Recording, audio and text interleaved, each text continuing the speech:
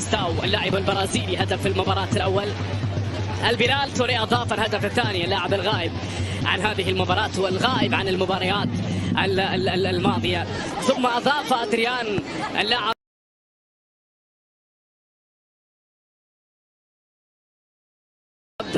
اللاعب آدري إمباربا الهدف الثالث في الدقيقة 38.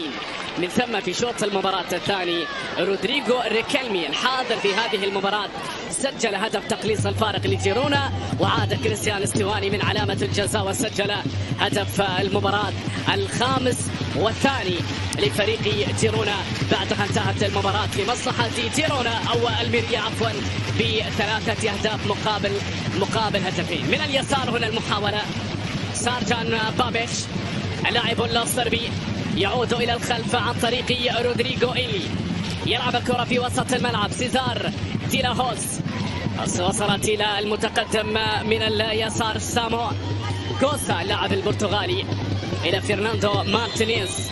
بعد ذلك 17 دقيقة من زمن شوط المباراة الأول في هذه المواجهة. كرة ملعوبة إلى الأمام مرة أخرى، هنا محاولة وهنا كرة ملعوبة أمامية.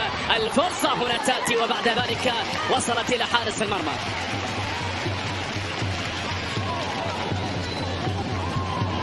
وصلت لحارس المرمى فرناندو مارتينيز بهذه الصورة وبهذه الطريقة.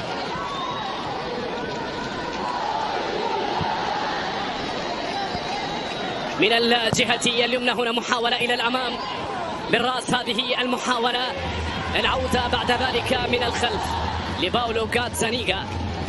من الجهة اليسرى هنا المحاولة في اليسار مرة أخرى في هذه اللحظات. تصل هذه المحاولة من اليسار، انطلاقها في هذه اللحظات عن طريق خافي هرنانديز إلى خوانبي. بعد ذلك مرة أخرى إلى سانتياغو أوبوينو.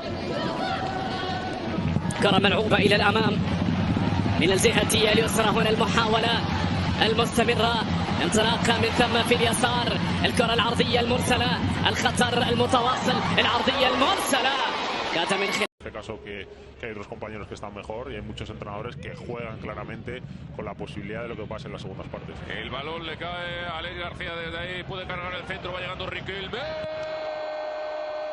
Sigankov.